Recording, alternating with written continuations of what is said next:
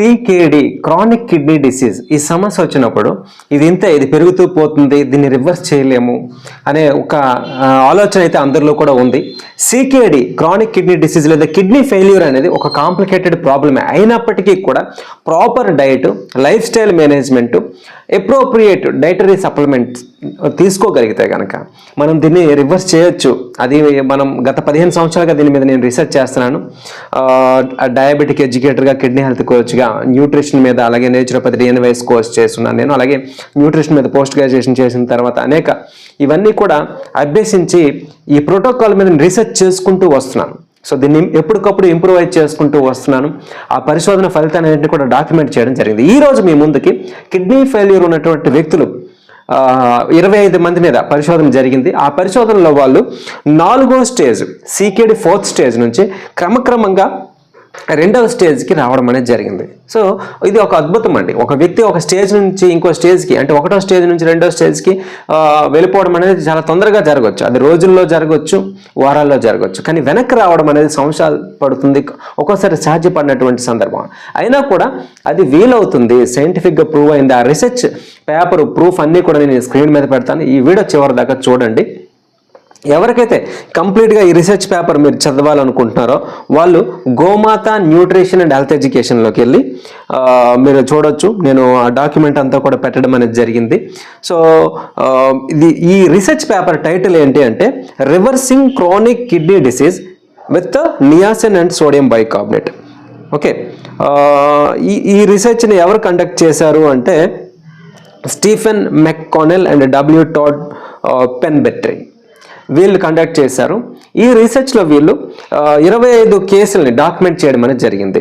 So 3 నెలల వ్యవధిలో వీళ్ళు ఒక ప్రాపర్ విధానంలో నియాసిన్, అదేవిధంగా సోడియం బైకార్బోనేట్ సప్లిమెంట్స్ని వినియోగించడం ద్వారా, proper dietary modification, life style చేంజెస్ని వినియోగించడం ద్వారా సికేడి 4th స్టేజ్ నుంచి 2వ స్టేజ్ వరకు వీళ్ళు తీసుకురాగలిగారు. ఆ తర్వాత కూడా దాని మీద ఫాలోఅప్ స్టడీ జరుగుతూ ఉంది ప్రస్తుతానికి.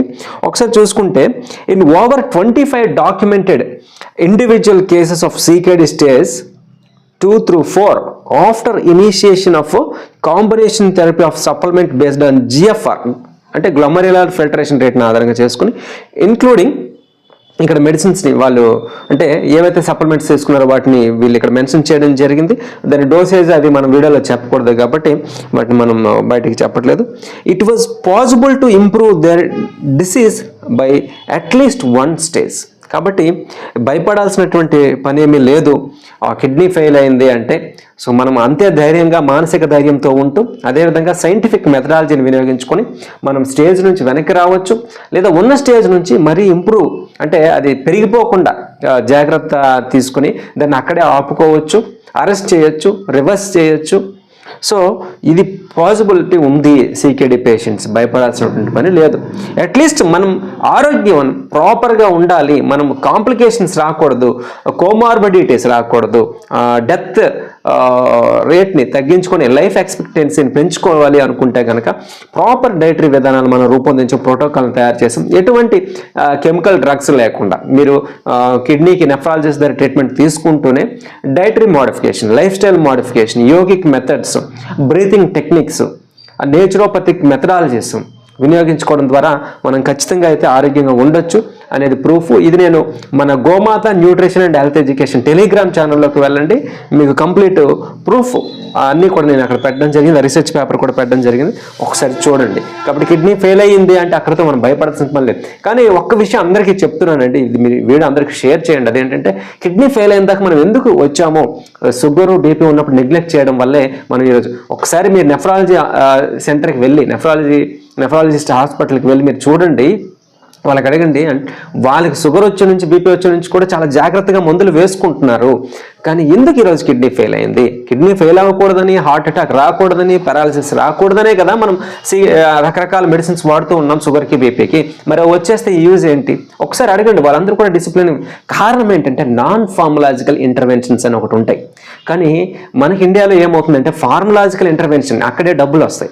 నాన్ ఫార్మలాజికల్ ఇంటర్వెన్షన్స్ అంటే life style changes, dietary modification, nutritional management, okay, అలాగే మన థింకింగ్ ప్రాసెస్ ఇవన్నీ మార్చుకోవడం ద్వారా మన ఆరోగ్యాన్ని మెరుగుపరుచుకోవచ్చు. కానీ దీని మీద ఎవరు పని చేయట్లేదు, ఎందుకంటే తక్కువ ఆదాయం వచ్చేటటువంటి వ్యవస్థ, అంత కమర్షియల్ కాదు కాబట్టి ఎవరు ప్రమోట్ చేస్తారు? సో ఇప్పుడు ఒక కూరగాయ ఉంది, దాన్ని ప్రమోట్ చేస్తే మనకి ఏం డబ్బులు వస్తాయి? ఏదైనా కూరగాయ గురించి అడ్వర్టైజ్మెంట్ మనం చూసామా ఎప్పుడైనా? పెద్ద పెద్ద హోర్డింగ్స్ ఎక్కడైనా మీరు చూసారా? కానీ ప్రొడక్ట్స్ గురించి ఎక్కడ పెడితే అక్కడ ఉంటాయి అడ్వర్టైజ్మెంట్స్ వస్తాయి. ఎందుకంటే డబ్బులు ఎక్కడ వస్తాయో వాళ్ళు అక్కడ ఖర్చు పెడతారు. కానీ మనకి నిరంతరం తిండి పెట్టే వరి గురించి, మనం తినే కూర చిక్కుడుగాయ గురించి ఎవరు అడ్వర్టైజ్మెంట్ ఇవ్వరు. అవి మన ప్రాణాన్ని నిలబెడుతూ ఉంటాయి. కాబట్టి చాలా చిన్న మైన్యూట్ విషయాలు ఇవి, అర్థం చేసుకోండి. మీ మిత్రులకి వీడియో షేర్ చేయండి. కిడ్నీ ఫెయిల్యూర్ వచ్చినంత మాత్రం భయపడాల్సిన పని లేదు. Dietary modification, life style modification adopt చేసుకోగలిగితే కనుక చాలా మెరుగైన ఆరోగ్యాన్ని మనం పొందగలుగుతాం.